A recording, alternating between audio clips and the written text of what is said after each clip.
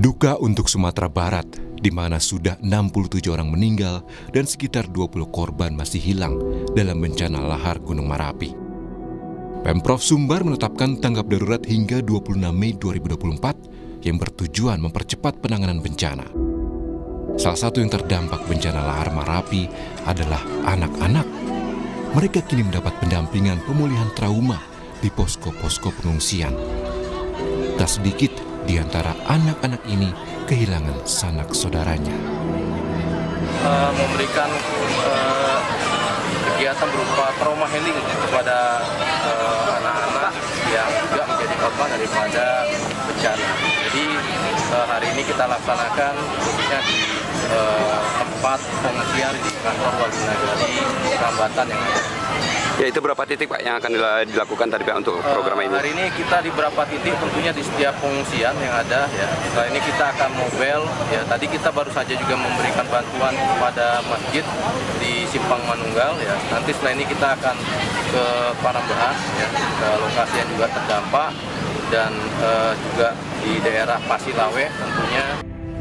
Menteri Sosial Tri Risma hari ini yang datang ke Tanah Datar meminta agar pengungsi yang berada di bangunan Masjid Ubudiyah direlokasi karena hanya berjarak 50 meter dari bantaran sungai. Mensos juga menyarankan Pemda menyiapkan pengungsian jangka menengah bagi warga yang rumahnya rusak sebelum ditentukan apakah permukiman akan direlokasi atau tidak.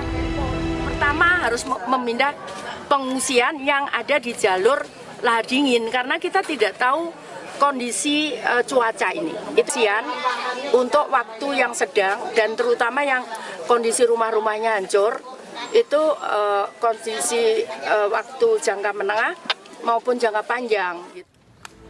Sementara itu, Menteri Pertahanan yang juga Presiden terpilih Prabowo Subianto menyerahkan bantuan untuk korban banjir lahar hujan Gunung Merapi di Padang, Sumatera Barat. Prabowo tiba di Padang Pariaman usai kunjungannya ke Qatar. Bantuan yang diserahkan akan disalurkan ke wilayah terdampak, diantaranya Kabupaten Tanah Datar, Agam, dan Kota Padang Panjang. Sejumlah wilayah yang terdampak banjir lahar hingga longsor di Sumatera Barat, antara lain Agam, Tanah Datar, Padang Panjang, hingga Padang Pariaman. Tim Liputan, Kompas TV.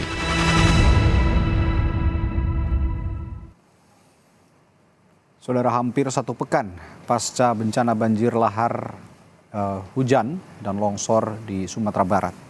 Lalu apa yang tengah dilakukan otoritas bersama juga dengan pemerintah daerah setempat?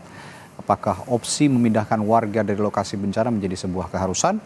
Kita ulas bersama dengan Bupati Tanah Datar Eka Putra dan salah satu korban bencana yang berada di pengungsian yang ada di Agam, Pak Edi Widodo. Selamat pagi Bapak-bapak, Pak Bupati, Pak Edi. Selamat pagi, Pak. Mas Radi. Ya, saya ke Pak Bupati dulu. Pak Bupati, sekarang sudah bagaimana keadaannya paling terbaru saat ini di kondisi yang ada di Tanah Datar, Pak Bupati? Baik, terima kasih kami sampaikan. Sampai data pagi ini, korban meninggal dunia di Tanah Datar itu ada 29 orang. Dan ada 3 lagi yang sudah ditemukan, itu belum teridentifikasi. Ya, terus korban hilang itu ada 13 orang, korban luka-luka itu 20 orang, dan rumah yang hanyut itu di 23 unit, rumah yang rusak itu lebih kurang 300 unit, dan ada juga ruko, dan kerugian kendaraan baik roda 4, roda 2 itu hampir 170 unit, dan juga ada jembatan hanyut dan jembatan rusak, dan juga ada irigasi yang rusak yang sudah mulai teridentifikasi itu ada 61 unit. Baik, yang rusak parah ada 300 ya Pak Bupati ya, rumah tadi ya yang Anda katakan ya? Jadi untuk rusak parah, rusak ringan, rusak sedang itu nanti ada yang mengidentifikasi dari PNBB. Oh, baik. Kami melaporkan ada keadaan rusak rumah di Tanah Datar itu ada 300-an. 300. Itu secara keseluruhan begitu ya? Ada tim yang akan mengidentifikasi yang mana asesmen itu ada yang berat, ada yang ringan dan sedang. Ya. Begitu Mas Hadi. Baik, saya ingin menyoroti juga ini beberapa dampak destruktif yang disebabkan oleh banjir lahar hujan beberapa waktu yang lalu yang menimpa Tanah Datar. Ini mayoritas warga yang terdampak terutama warga yang rumahnya rusak parah ini memang berada di sekitar sungai yang dialiri air dari hulu Gunung Merapi, betul begitu Pak Bupati? Betul sekali. Jadi yang rusak itu di di das gitu, Di das, ya, daerah sungai. aliran sungai begitu ya? Ya, di das. Dan bahkan air lahar dingin ini jarak dari sungai itu sampai 200 meter kiri kanan itu. Jadi sampai 400 sampai 500 meter pelebarannya. Ya.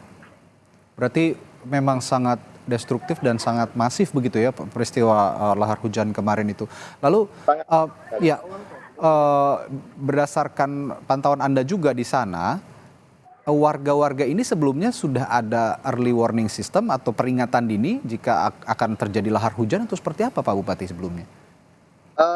Sudah, ini kan bukan yang pertama. Betul. Kita bulan Ramadan dulu itu sudah terjadi juga, dan air sudah besar. Kita sudah mengingatkan semua, baik kami pemerintah kabupaten kota maupun Forkopimda ya, dan juga pemerintahan kecamatan dan nagari itu sudah memberitahu kepada warga kami di Pantaran. Tapi ini di luar dugaan ya, di luar dugaan Ya. ini air itu, lahar itu sampai 200 meter sampai 300 meter kiri kanan.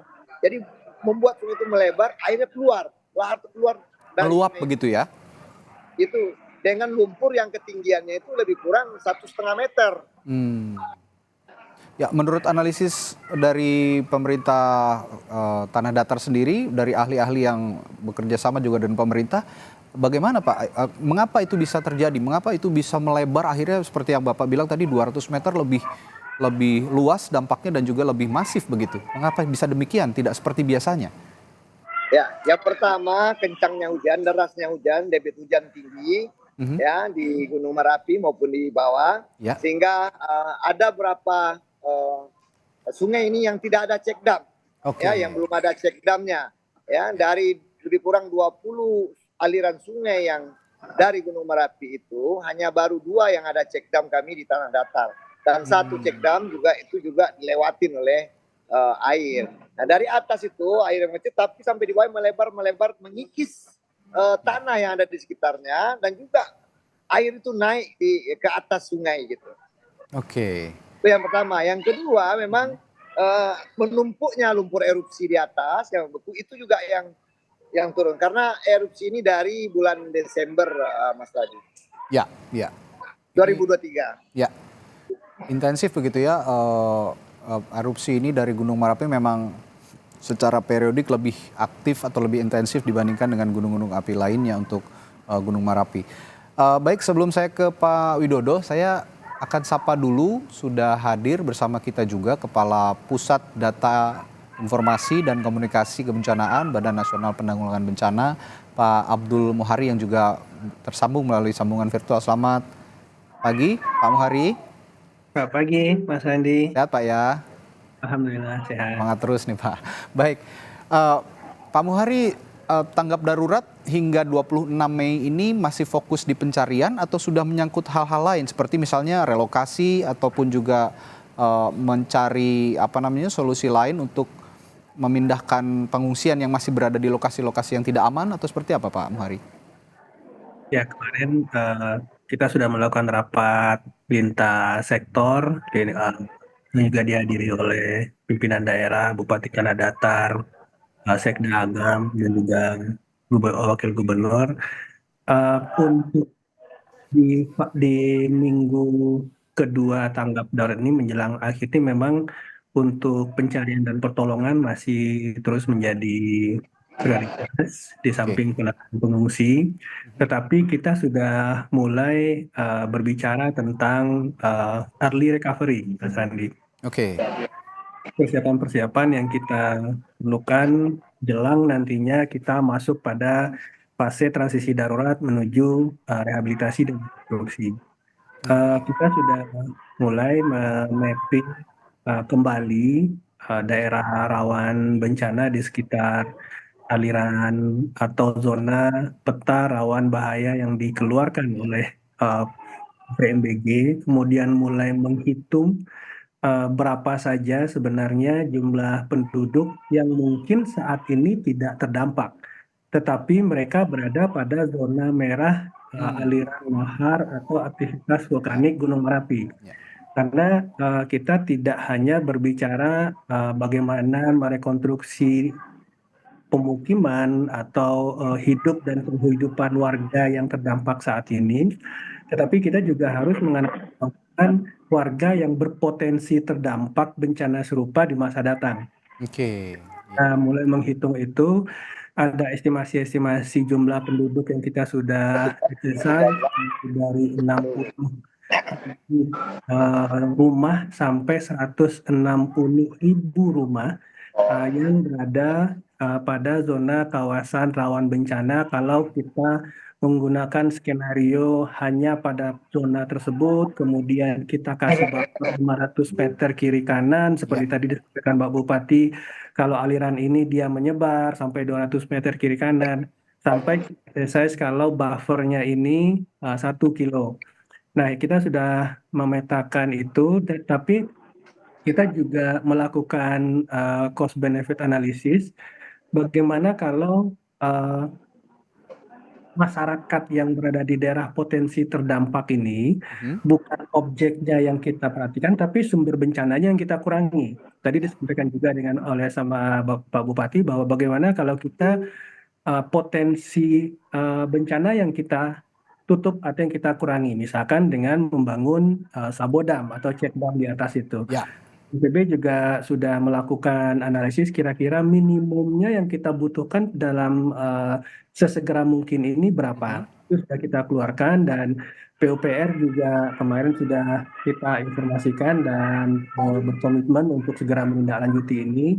Paling tidak Kepala BNPB kemarin mengharapkan tahun ini ada 10 atau 12 check dam.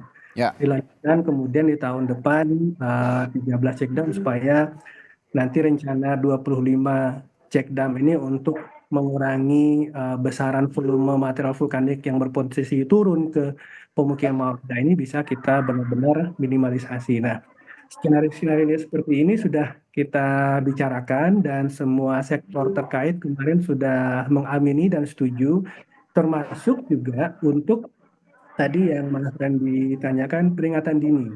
Ya. Karena untuk kejadian kemarin itu kita masih berpatokan pada intensitas curah hujan. Ya. Ketika intensitas curah hujan ini kita masih belum bisa spesifik nantinya mengerucut ini bencana yang akan terjadinya dengan intensitas hujan tinggi ini apakah longsor, apakah banjir lahar, apakah banjir bandang dan seterusnya. Kemarin kita juga sudah sepakati bahwa BNPB bersama pemerintah daerah akan membuat sistem peringatan dini berbasis komunitas. Artinya kita akan membangun instrumen-instrumen, equipment, kita akan menginstal equipment di hulu sungai yang bisa memantau kenaikan yang tidak normal dari permukaan air atau debit air di sungai, sehingga kita bisa dengan cepat memberitahukan kepada masyarakat di hilir apakah ada potensi banjir bandang, apakah ada potensi banjir lahar ataupun ada potensi hal lainnya di daerah hulu, sehingga masyarakat di hilir itu bisa sesegera mungkin melakukan aksi. Nah, hal-hal seperti ini sudah mulai kita bicarakan di samping secara praktek di lapangan pencarian korban dan penanganan pengungsi, pembersihan dan dampak itu masih menjadi prioritas. Baik. Iya, dari tadi mungkin juga pemirsa Kompas TV mendengar apa itu check dam. Saya akan mencoba menjelaskan juga ini, koreksi juga kalau saya salah Bapak-bapak, Pak Muhari juga Pak Bupati, check dam itu adalah bendungan kecil ya, kira-kira begitu ya, bendungan kecil yang dibangun melintasi saluran air atau sungai yang bertujuan ya untuk menurunkan kecepatan aliran air, kurang lebih begitu ya, Pak Bupati dan Pak Muhari ya. Dan menahan material-material yang dibawa oleh air itu. Jadi pasir, batunya tinggal di atas, nanti airnya mengalir ke bawah. Tapi air mengalir ke bawah itu arusnya sudah tidak destruktif. Oke. Dan tadi juga Pak Bupati menekankan juga tetap akan dikembangkan terus untuk pembangunan check dam di sejumlah aliran sungai, karena dari 20 tempat-tempat aliran sungai itu baru ada 2 ya hingga saat ini yang di tanah datar. Baik, saya ke Pak Widodo dulu, Bapak. Pak Widodo, sekarang Bapak mengungsi di daerah mana yang ada di Agam, Pak Widodo? Di daerah Simpang Bukit, Pak. Oke, ini cukup aman ya Pak ya daerahnya dari aliran sungai yang dialiri dari hulu Gunung Merapi ya Pak? Iya, betul, Pak. Sudah jauh begitu ya. Bapak, ya, Bapak saat ini rumah rusak Pak kondisinya atau seperti apa? Dan saya kebetulan kami berusaha di sini, saya bengkel. Oke, bengkel. Bengkel. Jadi sebelah bengkel itu tempat tinggal saya biasanya. Sekarang sudah tidak bisa dihuni karena rusak lah. Rusak, Bengkel ya? saya habis. Ya. Oke. Jadi bengkel dan rumah itu bersebelahan begitu ya Pak ya? Bersebelahan. Lokasinya. Ini lokasinya jauh dari aliran sungai atau cukup dekat? Seberapa jauh jaraknya Pak Widodo? Sekitar 35 meteran, Pak. Oh, tidak jauh ya kalau 30 meter ya. Sangat dekat ya, tidak sampai setengah kilo, tidak sampai 100 meter, bahkan 30 meter. Ini cukup dekat. Nah, pada saat kejadian bisa diceritakan Pak, waktu itu Bapak sedang apa dan bagaimana kondisi pada saat terjadi lahar hujan di sana waktu itu? Terjadinya sangat cepat sekali, Pak. Cepat sekali ya? Ya, cepat sekali. Mungkin dalam hitungan detik lah. Oke. Pada saat itu Bapak sedang berkegiatan apa? Kami sedang beristirahat. Beristirahat ya, karena memang Ya, beristirahat. malam ya. Ya, malam. Ya. Alhamdulillah rumah saya itu 2 lantai, jadi kami berada di atas. Jadi Oke. memang nampak sekali, Pak. Bagaimana? Berarti tampak sekali. Bapak langsung naik ke lantai atas begitu ya, melihat kondisi di sekitar rumah sudah banjir lahar hujan sudah sangat deras sekali mengalir di sana ya. Sangat deras, ya. Iya. Mohon maaf, saat ini semua keluarga dalam kondisi yang selamat, Pak? Anak dan istri saya selamat, tapi mertua dan keponakan saya hanyut. Tapi sudah ditemukan. Sudah ditemukan. Dan meninggal keduanya. Ya. Innalillahi wa inna ilaihi raji'un. Kami juga ikut berduka cita dengan kehilangannya keluarga Bapak ya, Pak. Saat ini Bapak di pengungsian bagaimana soal bantuan? Sudah terpenuhi semua dengan baik, Pak? Alhamdulillah terpenuhi semua. Yang jadi bahan pemikiran tentunya setelah ini, Pak. Bagaimana? Setelah habis pengungsian ini, setelah habis itu bagaimana dengan usaha yang selama ini untuk menumpang kehidupan perekonomian kami, gitu loh. Oke. Ya, tentu saja ini jadi harapan Bapak ya, karena sumber penghidupan, sumber mata pencarian Bapak sekarang benar-benar hilang begitu ya karena bencana ini ya. Ya, benar-benar hilang. Kalau saat ini ketika kejadian tersebut, Pak, sepeda motor yang saya perbaiki itu banyak di dalam bengkel. Sementara hanyut semua. Hanyut semua. Ya, hanyut semua. Kalau saat ini tentu karena kami sedang berduka, tidak ada tuntutan dari mereka. Ya. Yang saya takutkan tentu setelah semuanya pulih, mereka menuntut minta ganti rugi. Dan bagaimana, apa yang harus saya lakukan sementara usaha saya sudah tidak ada, saya harus mengganti rugi.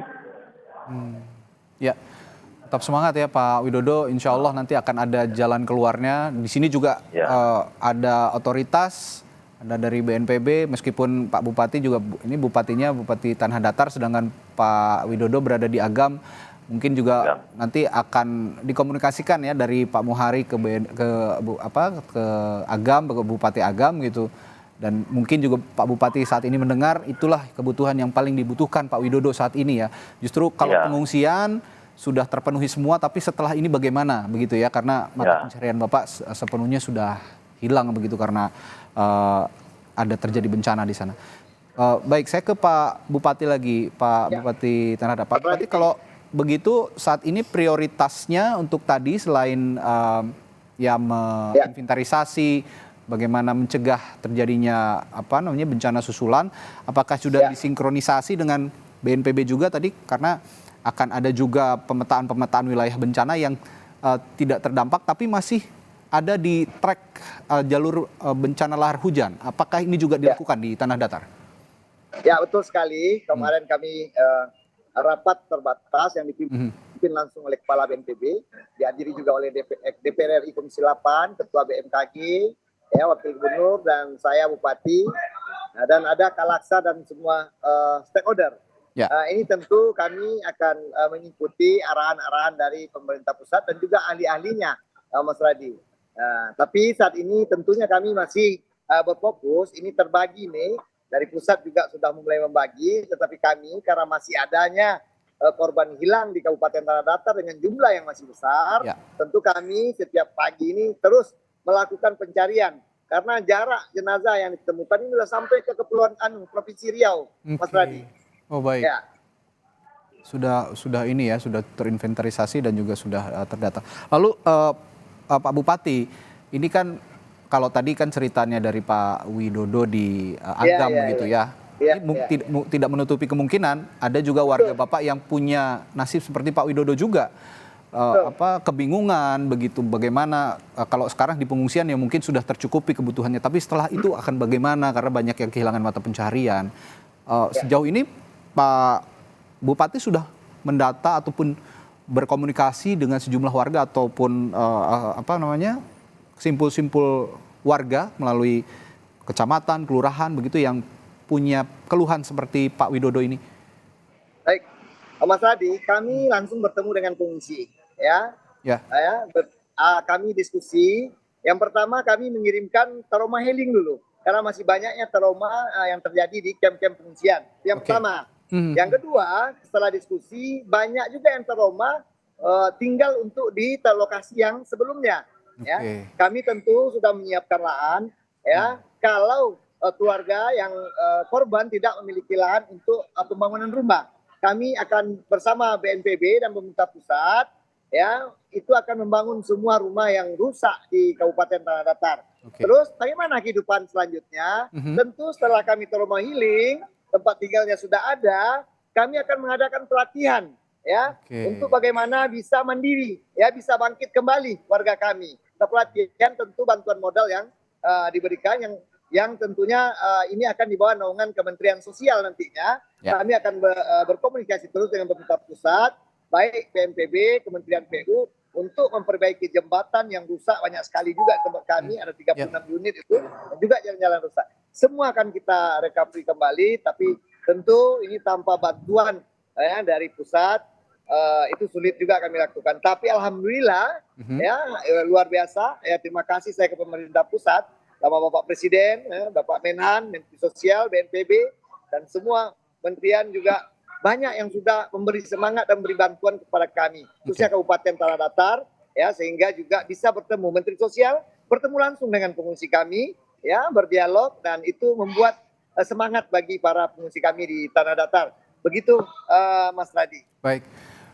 Nanti setelah jeda saya juga akan tanyakan. Tadi juga sempat disinggung soal relokasi, Pak, ya. Tadi Bapak juga sempat menyinggung untuk mencari lahan, bagaimana memberikan tempat tinggal lagi bagi para korban yang saat ini masih mengungsi dan kehilangan tempat tinggal, termasuk juga memberikan pelatihan. Itu kita apresiasi sekali karena memang butuh sekali ada keahlian lain begitu ya, ketika mata pencarian hilang, ada pelatihan yang diberikan sehingga mereka punya kemampuan untuk kembali bangkit, kembali memiliki pekerjaan yang layak. Saya akan tanyakan hal itu setelah jeda di Sapa Indonesia Pagi. Tetaplah bersama kami.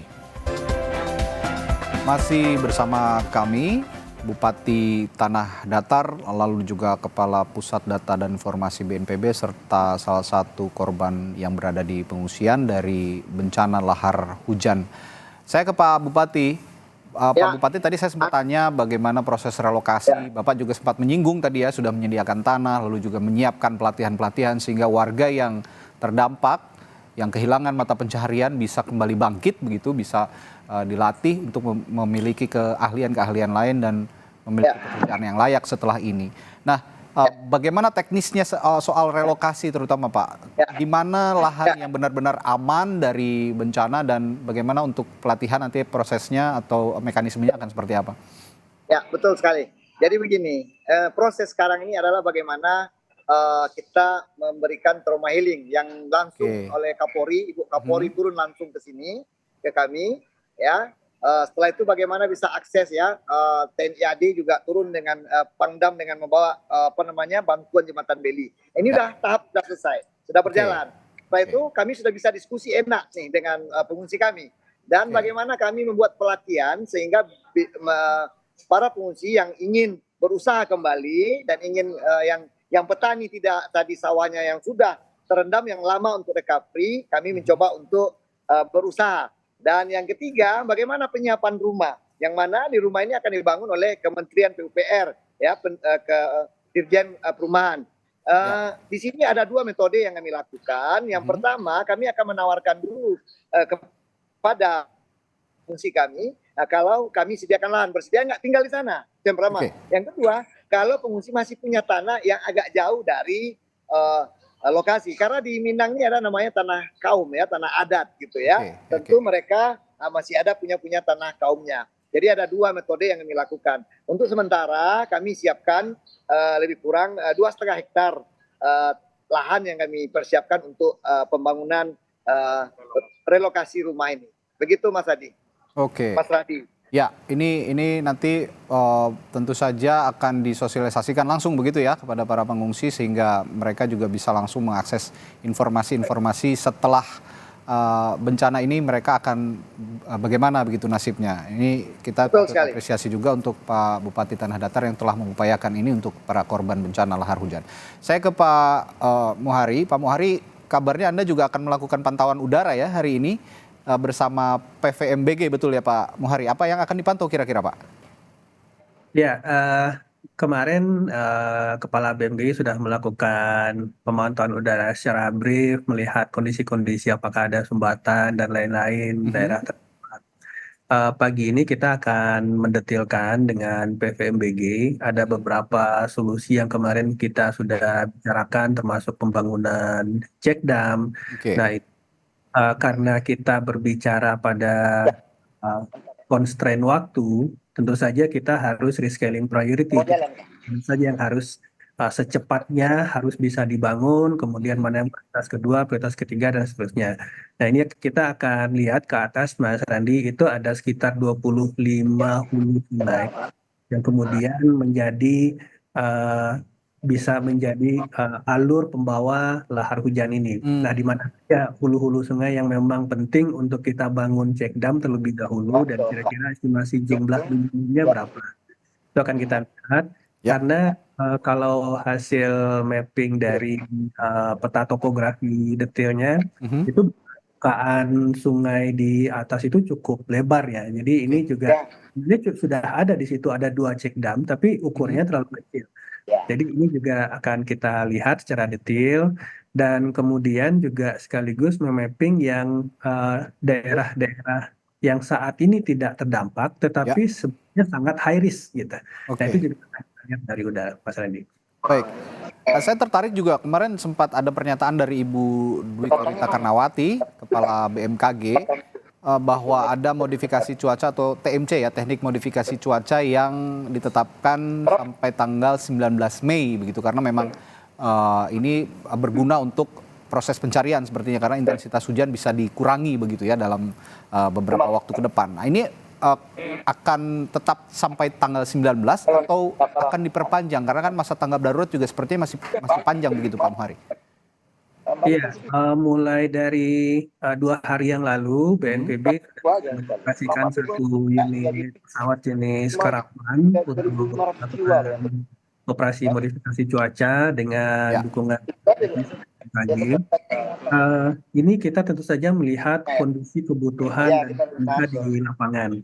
Saat ini biasanya itu mulai dari jam 11 atau jam 12 itu sudah hujan. Nah, dalam 2 hari ini kita sudah bisa geser sedikit nih, Mas Randi. Tapi kita nggak bisa menahan benar-benar sampai sore. Biasanya jam 3 itu udah nggak ketahan. Nah, ini kita akan coba benar-benar optimalkan supaya operasi pencarian, operasi perbaikan infrastruktur kritis seperti jembatan itu memang bisa difungsikan paling tidak di 12 jam siang, pagi hingga sore itu.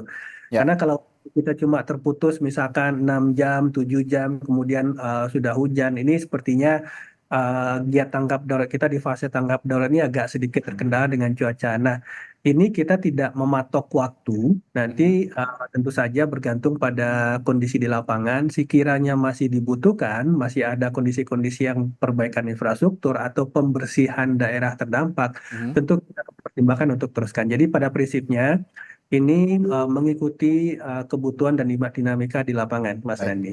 Ya, memang sangat dinamis dan juga cuaca di sejumlah wilayah yang dialiri sungai dari hulu Gunung Merapi ini juga memang tidak menentu begitu ya kira-kira Pak Muhari ya. Memang sangat anomali jika tadi kemarin juga saya sempat mendapatkan penjelasan meskipun musim kemarau tapi kalau di dataran tinggi di dekat-dekat Gunung Merapi itu memang sangat tidak menentu sekali cuacanya begitu. Dan Pak Muhari ini kan tadi kita juga bertanya kepada Pak Widodo begitu ya bagaimana kondisinya dan tadi ada keluhan juga dari Pak Widodo sebagai warga yang terdampak begitu dari korban lahar hujan ini. Tadi Pak Widodo sempat mengeluhkan bagaimana nasib kami begitu para korban setelah pas bencana yang menimpa mereka kehilangan tempat tinggal, kehilangan mata pencaharian. Ini apakah hal-hal ini juga akan dikomunikasikan oleh BNPB kepada pemerintah daerah setempat maupun juga berkoordinasi dengan pemerintah pusat, Pak Muhari? Ya, memang bencana ini tidak hanya merenggut hidup ya, tetapi juga penghidupan. Betul. Dan ini yang kemudian menjadi concern kita dalam ini hari ke-6 Kepala BNPB ada di lokasi dan kebetulan sudah sempat mengunjungi hampir semua titik pengungsian dan berdialog langsung. Memang concern masyarakat itu sebenarnya bukan pada kondisi saat ini ya, tetapi kondisi setelah ini. Nah, sudah kita diskusikan dengan pimpinan daerah provinsi. Jadi Pak Gubernur pada saat itu juga sudah memastikan bahwa tidak hanya kebutuhan-kebutuhan yang disampaikan masyarakat pada saat dialog itu, bahkan sampai pada kondisi ada anak saya mau ujian sidang, tapi laptopnya terbawa. Ini gimana Pak Gubernur, gimana Pak Kepala BNPB sampai hal-hal sedetil itu kita sudah bicarakan. Artinya tentu saja pemerintah tidak akan lepas tangan. Mekanismenya nanti kita bicarakan. Tentu saja hal teknis terkadang tidak semuanya bisa kita mengacu pada aturan yang ada, tetapi pasti akan ada kemudian bisa melihat kebutuhan apa sebenarnya yang secara konkret dirasakan oleh masyarakat dan tentu saja kita sebagai pemerintah akan berusaha untuk memenuhi itu. Oke. Ya, begitu Pak Widodo. Tadi kita juga sudah mendengar penjelasan dari Pak Muhari sebagai juga perwakilan dari pemerintah pusat, Badan Nasional Penanggulangan Bencana dari pusat begitu. Jadi tidak usah khawatir Pak Widodo. Banyak yang akan membantu Pak Widodo begitu kira-kira nanti setelah bencana ini sehingga bisa kembali bangkit Pak Widodo juga dan keluarga. Nah, ini kalau untuk relokasi nanti misalkan tadi juga Pak Bupati Tanah Datar telah menjelaskan, tapi saya tidak tahu kebijakan di Kabupaten Agam ya. Kita harus konfirmasi juga. Tapi jikalau memang nanti ada relokasi, dipindahkan begitu ya tempat tinggal Pak Widodo diberi pelatihan, Pak Widodo akan bersedia ya Pak? Bersedia Pak. Ya, akan bersedia dan itu menjadi penghidupan baru begitu ya kira-kira Pak Widodo nanti ke depannya? Ya betul sekali Pak, tapi ya terima kasih banyak. Kalau sudah seperti itu kan ikuti saja aturannya. Saat ini anggota keluarga ada berapa Pak? Kami satu rumah tuh 5 orang. Berlima ya Pak? Saya ya berlima. Mas Randi, mohon maaf saya harus izin pamit. Oh baik, Pak Muhari akan melakukan pantauan udara ya Pak ya? Bersama PVMBG. Baik, terima kasih Pak Muhari. Nanti kita akan perbaharui lagi kalau memang ada informasi setelah pantauan udara dari Pak Muhari. Nanti kami akan coba hubungi kembali, mungkin mudah-mudahan bisa tersambung Pak. Terima kasih Pak ya, sehat selalu Pak. Terima kasih. Baik, ya Pak Widodo, saya lanjutkan. Berarti anggota keluarga ada 5, Bapak, istri, dan anak-anak ya Pak ya? Anak ya, 3 anak. Anak-anak sudah sekolah semua Pak? Atau masih ada yang balita? Satu sekolah yang paling besar sudah bekerja. Oh, yang paling besar sudah bekerja bahkan? Sudah bekerja ya. Baik. Kemudian yang paling kecil balita, masih 2,5 tahun. Oke. Ini yang masih sekolah, gimana kondisi sekolahnya Pak? Ya ke sekolah tidak bisa aktif karena dipakai untuk pengungsian. Oke, oh sekarang sekolah-sekolah banyak dipakai untuk pengungsian ya Pak ya? Ya, betul Pak. Oke, lalu ada untuk anak Bapak yang masih bersekolah ini ada juga bantuan ataupun pelatihan atau belajar di pengungsian begitu untuk tidak ketinggalan pelajaran saat ini? Adakah bantuan seperti itu Pak? Sementara ini di sini belum ada Pak, tapi Belum, ya? belum ada. Tapi kalau trauma healing untuk menghilangkan Ada. trauma begitu ada Pak ya? Ada trauma Terutama untuk ini. anak-anak yang masih balita ini. Hiburan untuk anak-anak ada. Oke. Bapak istri bekerja juga Pak? Enggak, ibu rumah tangga. Oh, ibu rumah tangga, baik. Ya ini jadi catatan juga untuk pemerintah bahwa saat ini yang paling penting adalah membangkitkan semangat para korban banjir lahar hujan ini sehingga bisa kembali menata hidupnya begitu ya setelah bencana dan mencari pekerjaan. Saya kembali ke Pak Bupati, Pak Eka, Pak. Saat ini yang sudah disalurkan bantuan apa saja Pak di sana Pak, di Tanah Datar? Ya, yang pertama tentu kebutuhan hari-hari ya. Oke. Kebutuhan hari-hari termasuk sembako, ya. Terus yang kedua untuk infrastruktur, ya. Terus trauma healing tadi, yang tadi saya sebutkan dari awal. Ya. Dan juga bantuan-bantuan bagaimana anak-anak kami ini bisa sekolah. Itu dari Kemensos bekerja sama dengan kami kita bikinkan tempat. Jadi guru didatangkan. Gurunya didatangkan ya? Ya, guru yang didatangkan. Oke. Jadi anak-anak juga tidak ketinggalan mata pelajaran gitu ya? Betul sekali Mas Randi. Jadi kami ini di tenda Kemensos atau tenda-tenda kami, anak-anak di sana selain trauma healing yang program dari kemarin yang Ibu Kapolri langsung turun tangan ya, juga ada juga dari Kemensos dan kami sendiri dari Pemda ya, dan juga dibantu oleh UIN Mahmud Yunus yang ada di Batu Sangkar Kabupaten Tanah Datar. Oke. Ya, Pak Bupati, saya juga kemarin sempat berbincang dengan ahli vulkanologi begitu ya, bahwa sebenarnya kondisi di Sumatera Barat termasuk di Tanah Datar ini juga cukup berbeda lah ya dengan kondisi-kondisi di wilayah lainnya di Indonesia. Ada sisi kultural yang harus diperhatikan, ada juga sisi kemanusiaan, ada juga sisi risiko bencana yang harus diperhatikan. Saya ingin bertanya kepada Pak Bupati, ini banyak warga yang tinggal di sekitaran sungai yang secara kultural sudah banyak sekali di sana yang menetap lama, sudah sejak lama begitu berada di sana. Bagaimana Bapak menyeimbangkan sisi kultural ini, sisi kemanusiaan dan sisi risiko kebencanaan, Pak? Ya, baik. Tentu pertama bagi warga kami yang tidak jauh dari sungai, kita orang Minang ini merantau itu mengikuti aliran sungai. Jadi itu yang kemarin saya juga diinformasikan seperti itu. Nenek moyang kami, betul. Termasuk saya, tidak jauh juga dari sungai rumah saya, tapi dari nenek moyang, ya itu kehidupan. Tapi dengan kondisi alam yang saat ini, kita tahu tentu kami berusaha bagaimana memberikan pemahaman kepada keluarga-keluarga kami secara bahwa ini sangat berisiko gitu. Jadi secara kekeluargaan kami lakukan sosialisasi. Dan insya Allah juga banyak yang sudah paham gitu loh Mas Radi dengan kejadian begini. Sehingga tadi malam aja itu kami sedang habis evaluasi jam-jam 1 malam. Itu ada dari satu desa meminta bantuan ingin dievakuasi. Akhirnya kami turunkan marinir, polisi, Basarnas. Itu pergi menjemput warga yang di seberang yang masih ada jembatan, masih kita belum terpasang jembatan belinya, masih jembatan darurat gitu. Mereka udah mulai keluarga kami di sana udah mulai trauma. Itu yang kami mulai pemahaman ya begini Bu ya. Tentunya ini perlu kerjasama kita semua. Bagaimana kita saling pengertian di sini dengan warga, dengan keluarga-keluarga kami yang dirantau, yang juga membantu pemahaman ini kepada keluarga atau di warga yang ada di seputaran sungai aliran Merapi dan juga sungai aliran Gunung Singgalang.